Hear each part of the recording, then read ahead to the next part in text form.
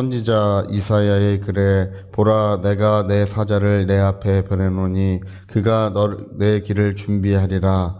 강야에 외치는 자의 소리가 있어 이르되 너희는 주의 길을 준비하라. 그의 오실 길을 곧게 하라. 기록된 것과 같이 세례 요한이 광야에 이르러 죄사함을 받게 하는 회개의 세례를 전파하니 온 유대 지방과 예루살렘 사람이 다 나가 자기 죄를 자복하고 요단강에서 그에게 세례를 받더라.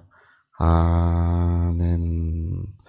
네, 오늘 그 세례 요한에 대해서 이렇게 이야기를 하고 있습니다. 세례 요한은 예수님 당대뿐 아니라 이제 사도들이 복음을 전파할 때 로마에서 가장 유명한 사람, 로마에서 가장 이름이 널리 퍼져 있던 사람이 바로 이 세례 요한이었어요. 예수님의 명성은 이제 유대 팔레스틴 지역, 그 지역에 이제 한정돼 있었는데 세례 요한의 명성은 로마 세계 전체에 퍼져 있었습니다. 그래서 이 복음서를 우리가 읽다 보면 세례 요한의 증거에 대해서 자세히 전파하죠.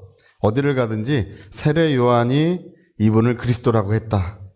이렇게 말하면 얘기가 통하는 거예요. 그런 만큼 이 세례 요한의 그런 부흥의 역사가 강력했습니다. 근데 여기는 이제 이 마가복음 여기는 이렇게 기록되어 있지 않지만 다른 부분들에는 예수님이 세례 요한을 엘리야라고 불러요. 오리라고 한 엘리야가 바로 이 사람이다. 여러분 기억하시는지 모르겠습니다. 이제 세례 요한이 그 옥에 갇힌 적이 있어요. 헤롯 안티파스 그 분봉왕인데 페레아 지역의 분봉왕이죠. 이 분봉왕이 이 자기 부인과 이혼하고 이복 형제 헤롯 빌립보라고 하는 이복 형제가 있는데 이복 형제의 부인을 자기 아내로 맞이했어요. 헤로디아예요. 그 이름이 헤로디아 아내로 맞이해가지고 세례 요한이 이제 그 사실에 대해서 굉장히 비통히 여기고 강력히 이제 그래서는 안 된다고 아주 강력하게 그걸 지적을 하는 바람에 헤롯 안티파가 화가 나가지고 이제 세례 요한을 옥에 가두었었습니다. 그때 이제 세례 요한이 자기의 생명이 얼마 남지 않은 줄을 알고 이제 나의 사역은 끝이 났고 생명이 얼마 남지 않았구나 이런 것을 알고 예수님에게 사람을 보내요. 오실 그이가 당신입니까? 아니면 우리가 다른 분을 기다려야 됩니까? 그리스도가 당신입니까? 밝히 말씀해 달라고 사람을 보냈을 때 예수님 뭐라고 말씀하시는 거 아니? 오리라고 한 엘리야가 바로 이 사람이다. 이렇게 말씀하셔요. 네, 너희가 광야에 나갔는데 무엇을 보려고 광야에 나갔느냐? 화려한 옷을 입은 사람을 보려고 광야에 나갔느냐? 화려한 옷을 입은 사람은 왕궁에 있느니라. 그러면 너희가 무엇 때문에 광야로 나갔느냐? 바로 이 세례 요한을 보려고 광야에 나갔었는데 오리라고 했던 엘리야가 곧 이 사람이다. 이렇게 예수님 말씀하셔요. 여러분 이게 어떤 의미를 가지는 것이냐 하면 바로 그 엘리야라고 하는 사람과 똑같은 일을 한다 그 얘기죠. 엘리야의 심령으로 와서 그래서 그 백성을 불쌍하게 여기고 그 하나님의 백성을 아주 긍휼하게 여기고 그 백성을 하나님께로 인도하는 그 일을 한다는 것입니다. 엘리야가 이스라엘 역사상 가장 어두웠던 시대에 온 백성이 하나님보다 돈을 사랑하고 사람들이 그래요. 주로 하나님보다는 돈을 사랑하는 사람이 많아요. 사람의 모든 생각을 이렇게 추적해서 올라가잖아요. 모든 사람들이 생각하는 걸 추적해서 올라가면 그 생각에 그 출발점이 있겠죠. 모든 생각에 출발점이 있겠죠. 사람이 말하는 것의 출발점, 행동하는 것의 출발점, 모든 생각의 출발점이 있는데 우리 그리스도인들은 그 출발점이 하나님이십니다. 할렐루야. 세상 사람들은 그 출발점이 돈이에요. 돈을 사랑하고 있는 거예요. 그래서 아하방 때도 그들이 바알 신을 섬기고 아세라 신을 섬기고 그 하나님을 저버렸던 이유가 뭐냐 하면 그들이 돈을 사랑했기 때문이라고 성경에 기록하고 있는 것입니다. 그래서 하나님을 등 뒤로 하고 그들이 정말 하나님이 없는 그런 죄악된 삶을 사는 그들을 보고 엘리야가 얼마나 통분히 여겼는지 엘리야의 심령으로 와서 그들을 전부 다시 하나님께로 돌이켰습니다.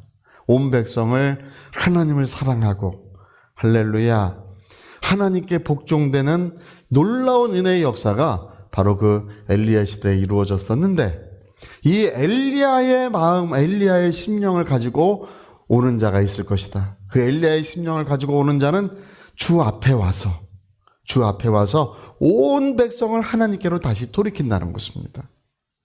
역시 여러분 똑같습니다. 그들은 죄악을 사랑하고 물질을 사랑하는 거예요. 로마 시대의 이런 물질주의가 아주 팽배했었습니다. 물질주의가 팽배하다 보니까 하나님보다는 돈을 사랑하는 거예요. 바로 그들을, 모든 이스라엘 백성을 다시 하나님께로 돌이키는 일을 바로 이 세례 요한이 감당했다는 것입니다. 그래서 예루살렘과 온 유대 지역의 사람들이 다 그에게 와서 세례를 받더라.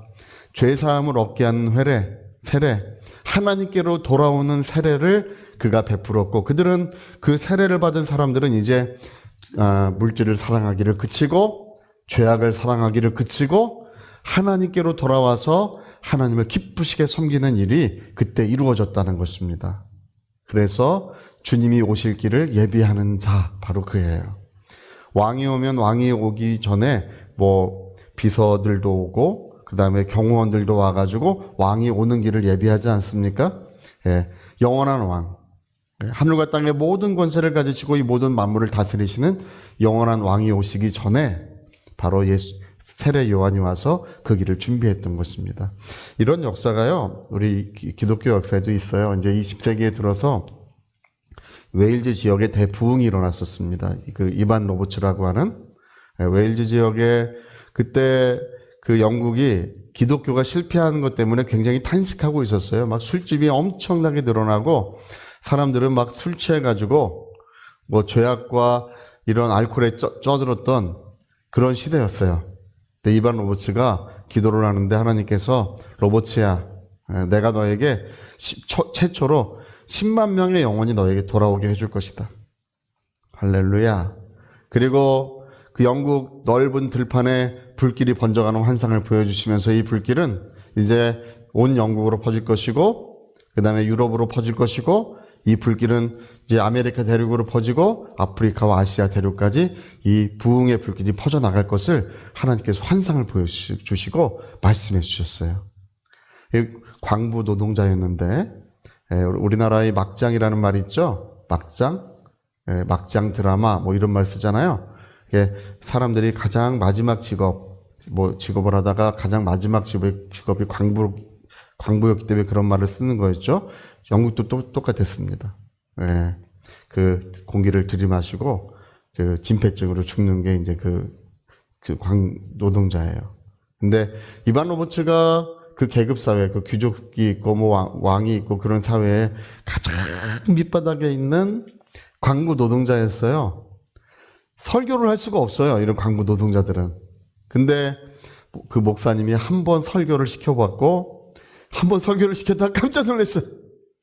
하나님의 성령이 너무 뜨겁게 임하시는 바람에.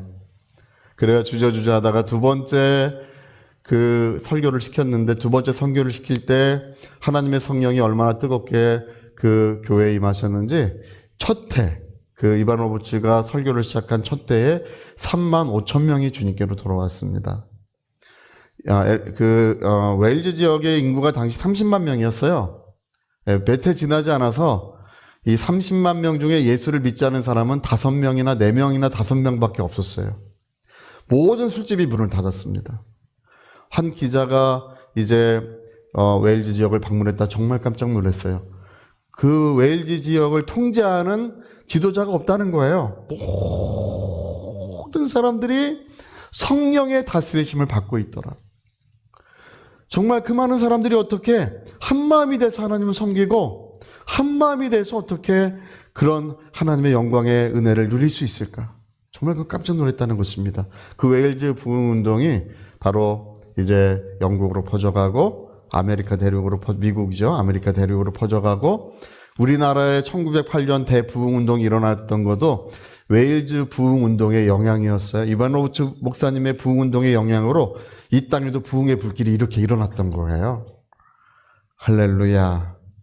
그게 무엇이냐 하면, 하나님을 잃어버리고 돈을 사랑하고 죄악된 삶을 사랑하는 영혼들을 향한 긍휼의 역사, 그걸 불쌍하게 여기고 눈물 뿌려 기도했더니 그 영혼들이 다시금 하나님께로 돌아오고 하나님과의 관계를 회복하더라는 것입니다. 저는 교회가 성령의 다스리심을 받아야 될 줄로 믿습니다. 우리는 영원토록 눈에 보이는 것들을 사랑하지 않고 보이지 아니하시는 하나님을 사랑해야 될 줄로 믿습니다. 여러분, 오늘 하나님과의 관계의 회복, 하나님과 화해하시고 하나님을 기쁨으로 섬기는 것, 제가 그 간증을 너무 좋아하는데 그것만 말씀드리고 오늘 예배를 마치겠습니다. 어떤 목사님이 부흥집회를 인도하러 이제 교회 목회를 하시다가 할 때 너무 잘 되고 집도 좋고 뭐 교회도 잘 부흥되고 사례도 많고 너무나 좋았는데 하나님이 부흥집회를 인도하러 사임을 하라 그러셔서 사임을 하셔가지고 이제 부흥집회를 인도하러 다니는데 그 2해 만에 하나님 앞에 기도하길, 하나님, 자동차 타이어는 다 낡아가지고 타이어 갈 돈도 없고 아이들 옷들도 다 떨어져 가고 우리 집에 식량도 없습니다. 하나님이 하라고 하시는 일을 했는데 이사야에서 보면 순종하는 자에게 땅이 아름다운 열매를 먹는다고 하셨는데 하나님 왜 이렇게 어렵습니까? 그걸 물어본 거예요. 순종하는 자에게 땅이 아름다운 열매를 먹는다고 하셨는데 왜 이렇게 어렵습니까? 하나님께서 뭐라고 말씀하시는 거 아니? 아니다. 아니, 하나님 이사야서 1장에 순종하는 자에게 땅이 아름다운 열매를 먹는다고 하셨는데 왜 아니라고 하십니까? 아니다. 그래서 몇 번을 거듭해서 기도하다가 떠올랐어요.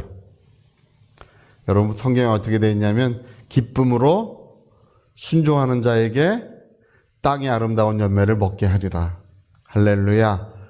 뭘로 순종하는 자에게요? 기쁨으로. 여러분, 하나님께 예물을 드려도 성경이 뭐라고 말씀하냐면 억지로는 인색함으로 드리지 말고 기쁨으로 감사함으로 드리라고 되어 있습니다. 기쁨으로 하는 게 중요했던 거예요. 그래서 이 목사님이 정말 여러분, 사람이 신기한 것은 일어날 수 있고 앉을 수 있고 걸어갈 수 있고 뛸 수도 있습니다. 그것처럼 똑같은 일을 해도 기쁨으로 할 수 있어요. 할렐루야. 기쁨으로 했더니 그 해에 집이 2채나 생기셨대요.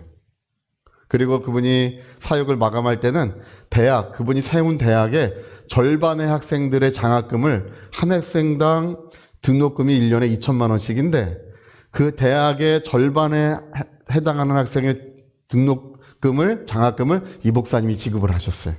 매년 지급하셨어요. 그런 만큼 하나님의 은혜가 있었습니다.